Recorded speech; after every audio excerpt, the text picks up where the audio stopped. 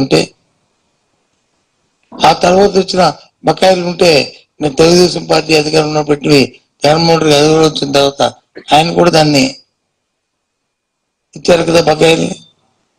అది continue process కదా. ఆ తర్వాత ప్రతి మళ్ళీ వచ్చే అధికారంలోకి ఎన్నికల సమయంలో 1-2 వాయిదాలు బకాయిలు అనేది వాస్తవం. మీరే పిటిషన్ పెట్టి బకాయిలు ఇవ్వద్దని చెప్పారు. మన బకాయిలు చెల్లించిన బాధ్యత నీకు ఉంది కదా. వాటితో పాటు వాటికి ఎంత అయింది? సుమారు 10,000 కోట్లకి అయింది.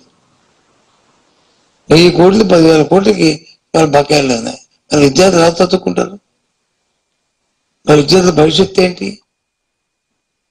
ఏ రకంగా వాళ్ళు వచ్చి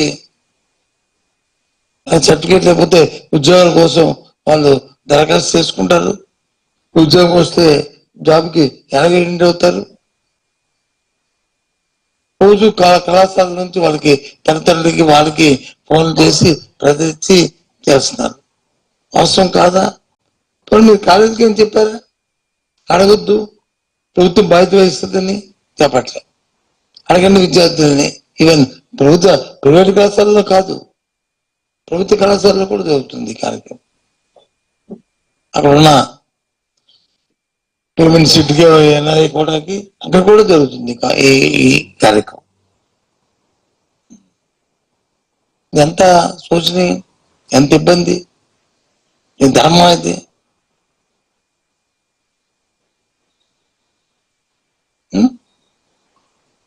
పక్క చేసిన డిఎస్సీలో అవతొకలు చేసి అపోహలు సృష్టించి సుమారు 3 లక్షల కుటుంబాలు వచ్చి దాని 3 లక్షల విద్యార్థులు ఎగ్జామ్కి వెళ్తే ఎక్కడ చూద్దామండి? స్పోర్ట్స్ కోటాలో ఎప్పుడైనా సరే మనం ఉంది, స్పోర్ట్స్ కోటాలో స్పెషల్ గా వాళ్ళకు వచ్చి ఉద్యోగం అనేది ఉంది. మనం జనరల్ ఎవరికి ఏ ఒలింపిక్స్ లోనో ఎట్లా అయితే ఒకళ్ళో ఇద్దరికో డైరెక్ట్ గా ఉద్యోగం ఇచ్చేవారు.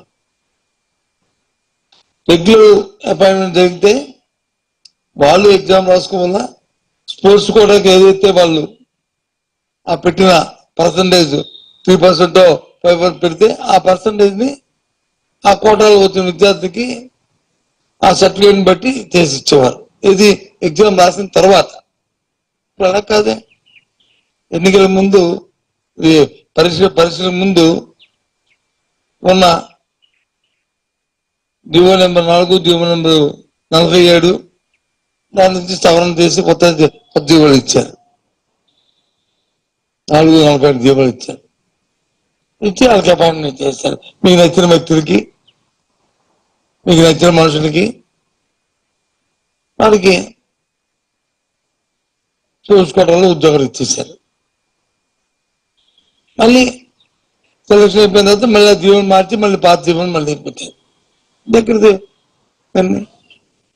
ఇదంతా సక్రమంగా సవ్యంగా జరిగాయంట. అందుకే మేము డిమాండ్ చేస్తున్నాం. సెట్ ఉంటే ఎంక్వైరీ అయిన తర్వాత హాస్పిటల్ అయితే రండి, పర్వాలేదు, నాకు అభ్యంతరం. కానీ పక్కకి చదువుకోవడానికి వచ్చి ఫీజు రింబర్స్మెంట్ పథకానికే తూర్పు పొడుస్తున్నారు. పక్క వచ్చి ఉద్యోగాలకు వచ్చి నిరుద్యోగ వృత్తి అన్నారు. ఉద్యోగం ఇకపోతే నిరుద్యోగ వృత్తి లేదు ఇవాళ వరకు కూడా. ఏ ఒక్కరికైనా నిరుద్యోగ వృత్తి ఇచ్చారండి? 2 సంవత్సరాల పైన అయిపోయింది ఉద్యోగం ఇకపోతే. ఎన్నికల్లో గొప్పగా చెప్పారు. ఏంటి ప్రభుత్వం విద్యార్థుల పట్ల, యువకుల పట్ల ఈ రకమైన వివక్షత ఏంటిది? బకాయిలు వచ్చి అడిగితే బకాయిలకు వచ్చి మరి బకాయిలు పెడతారు. మరి కాంట్రాక్టులు బిల్లు ఇస్తున్నారండి, కాంట్రాక్టులు బకాయిలు పెడతారా? పెట్టట్లేదు మీరు. ఎందుకు? దాంట్లో లబ్ధి ఉంటుంది, వీటిలో లబ్ధి ఉండదు, అంతే కదా.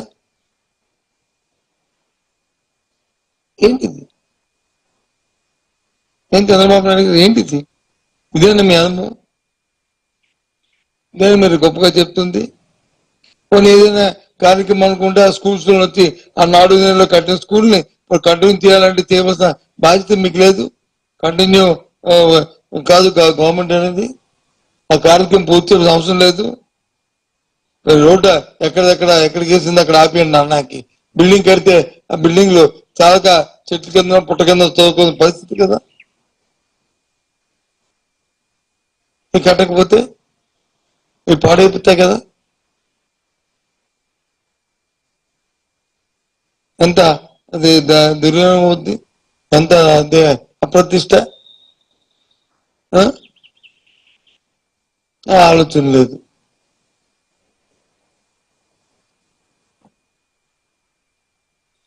ఒక పక్క నిరుద్యోగులకు ఇచ్చిన నిరుద్యోగులు లేదు, ఒక పక్క చదువుకోవడానికి ఫీజు రింబర్స్మెంట్ లేదు, ఒక పక్క వచ్చి ఉద్యోగ నియామకాలు చేసిన డిఎస్సి వచ్చి అవకతవకలు, అందులో అవినీతి.